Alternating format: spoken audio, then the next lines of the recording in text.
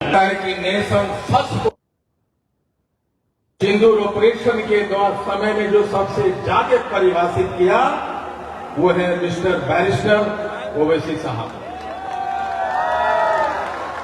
और इसी में मैं चला आया ओवैसी साहब। ये सम्मान आईपी गुप्ता का नहीं है, ये सम्मान आप कर रहे हैं सहरसा के उन तमाम नागरिकों का जिसने मुझे चुना है।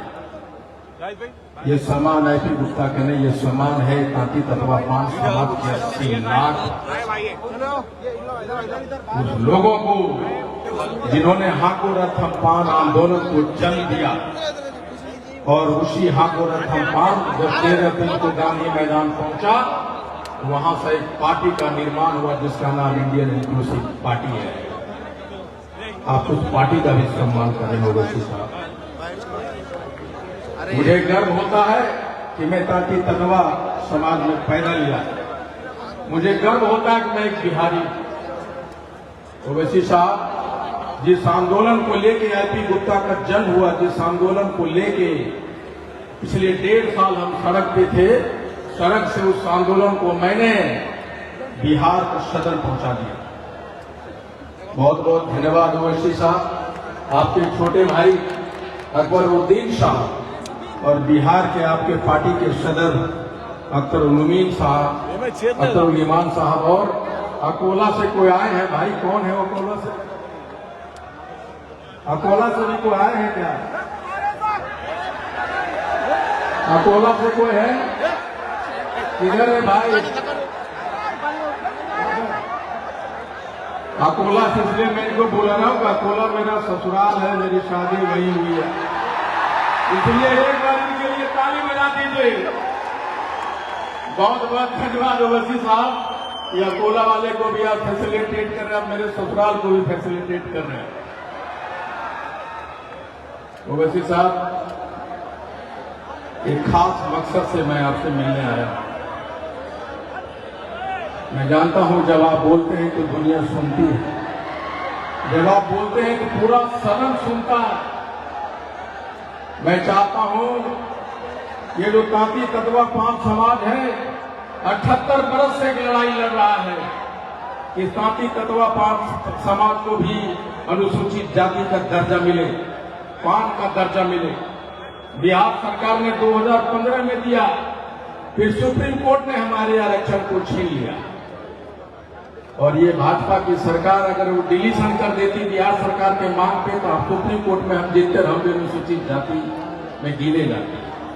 आज मैं सदन पहुंचा हूं, बिहार का सदन एकमात्र कारण है कि मेरे तांती तत्वा समाज को अनुसूचित जाति का दर्जा मिले, पान समाज का दर्जा मिले। मैं आपसे अनुरोध करता हूं कि आप भी मेरी इस मांग को सदन में उठाएं। जब इस मांग को आप सदन में उठाएंगे तो मुझे मालूम है कि भारत के जो सदर हैं नरेंद्र मोदी जी जरूर सुनेंगे, और हम आपके सदैव शुक्रगुजार रहेंगे। एक नए बिहार के लिए, बिहार के नई डेवलपमेंट परिभाषा के लिए हम उन तमाम लोगों के साथ खड़े नजर आएंगे जो बिहार को फर्स्ट करना चाहेगा, बिहार के डेवलपमेंट में अपनी योगदान बचाना चाहेगा। मैं एक नए बिहार के निर्माण के लिए भी यहाँ आया हूँ।